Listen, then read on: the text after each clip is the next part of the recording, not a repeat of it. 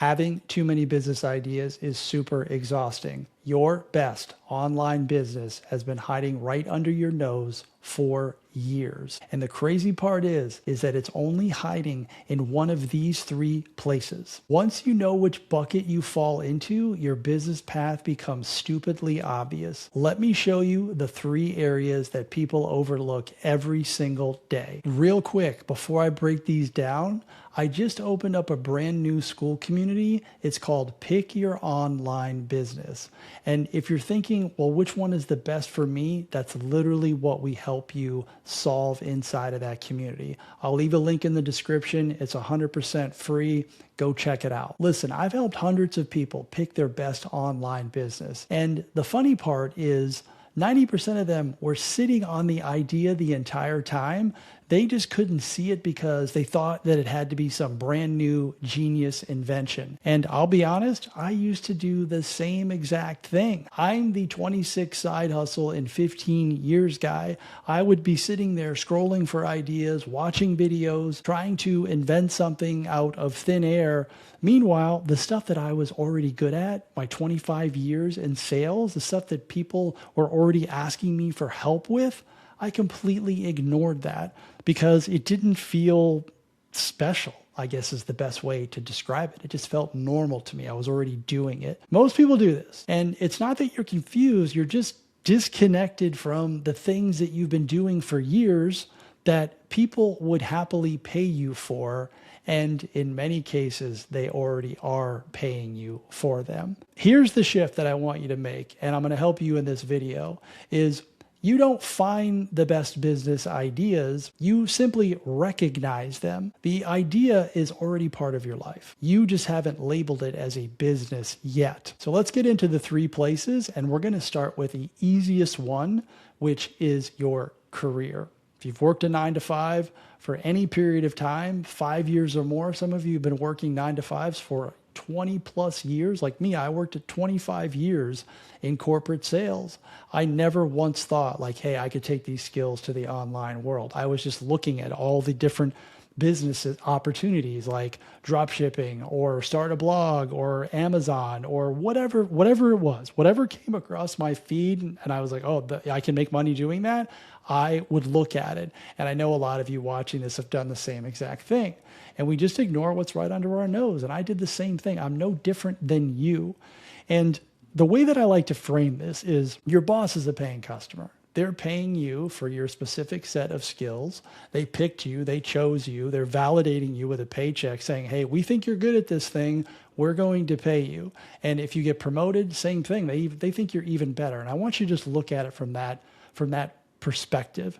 Is usually most employers have options when they're hiring and they choose you, right? You have to go through the interview process and you're getting a paycheck. They're paying you. Your boss is a paying customer. Now, you don't necessarily have to do what you're doing specifically in your 9-to-5 and take that to an online business, but you can take components of it, right? Like I was in sales. I don't have to sell exactly what I sold, but I have good communication skills. I can teach people how to sell. I can teach brand new people how to sell. And I've done that.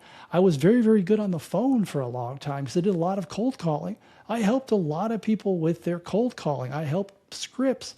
I want you to think about this from a different perspective. You don't have to do exactly what you were doing in your job. Do they come to you for anything specific? Like, are you the go-to person at your job for one specific thing? Like everyone says, oh, hey, Brian, you're really good at this. We're going to give this to you. Or maybe your boss says that. So I want you to think about that. And one of the easiest things that you can do, and we cover this inside of the brand new community that I started, that is literally at the time of this recording, 24 hours old, is if you can take your resume that you've created for your job, you can just load them up into ChatGPT and say, hey, based on my career, based on my skills and all the jobs that I've done, what are some online businesses that I should look at based on what I'm already good at? You're already getting paid. You already have the skills. You already have the validation. The validation is the paycheck.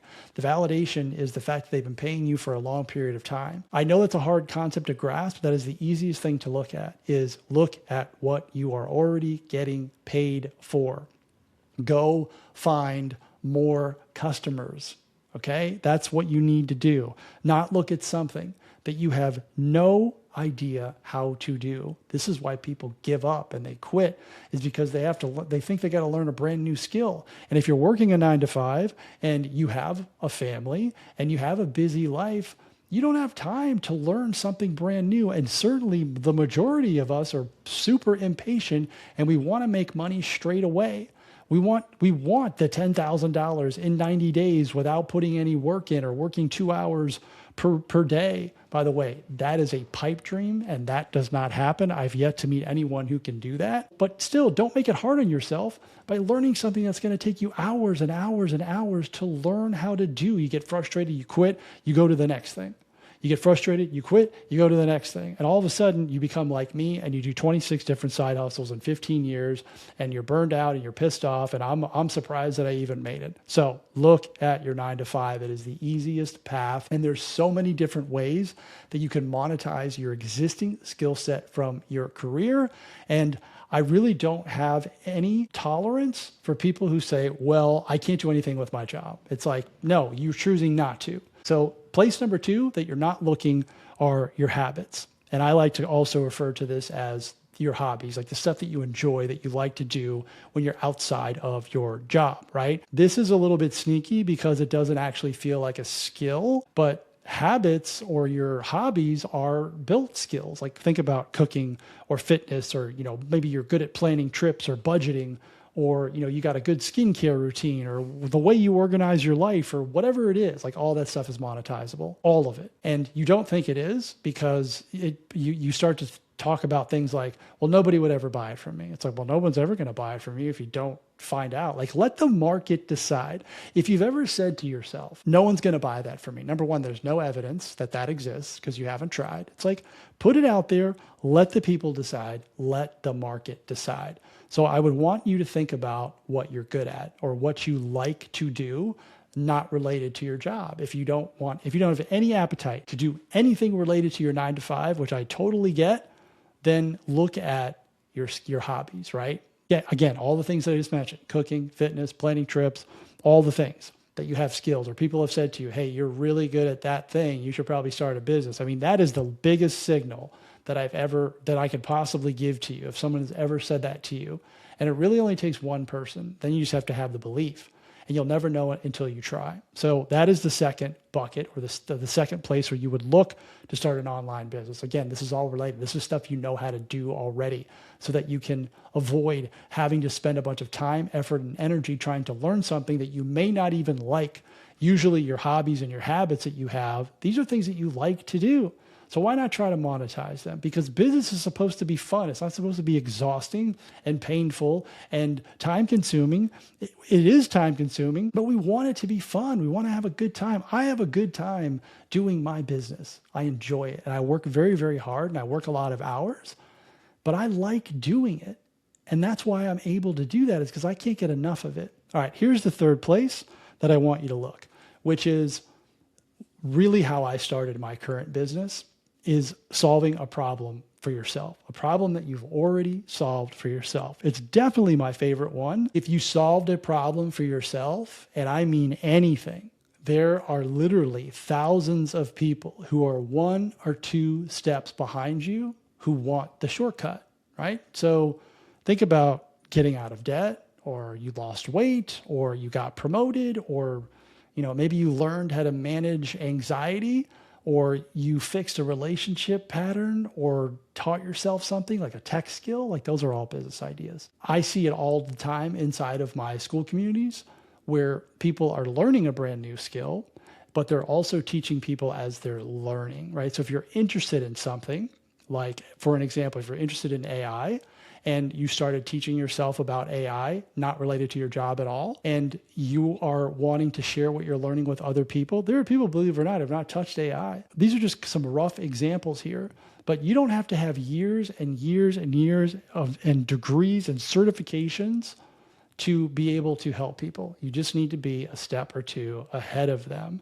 And I can't stress this enough, because so many people stop, or they don't even start because they think they need some fancy degree. It's like, I have no degree in what I do, nothing. I've helped people. I have results. I solved the problem for myself. Other people were curious about it.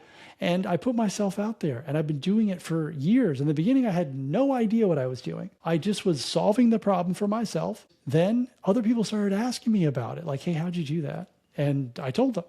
And then eventually it got to the point where people started paying me for it. And that is what can happen for you too. Like, your personal transformation is literally someone else's roadmap, because they are likely in your shoes or where you were at when you first started, step one. And I always use this reference, which is, if there are 10 steps in solving the problem that you solved for yourself, or that you're solving for yourself, you're currently solving, then if you're at like step 4, everyone who is at step 3, 2, 1, 0, they're all your potential clients, because you're ahead of them, a few steps ahead. And on your way up to, getting to 7, 8, 9, there are no 10s really, because no one ever has it all figured out. All of the people that are steps behind you become your potential clients. So those are the 3 buckets that have been hiding under your nose, literally for probably the majority of your life. We do this thing called discount without consideration. It's like, it sounds so simple, Brian. That sounds so simple.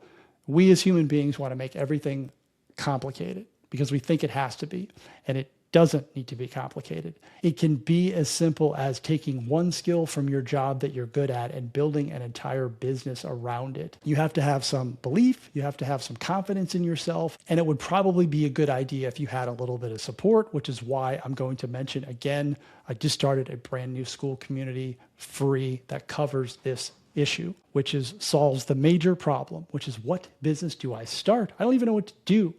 And that is the number one thing that has been said to me on hundreds of phone calls that I've done with people, is they just cannot get past this step. The business is already there. You just have to allow yourself to see it.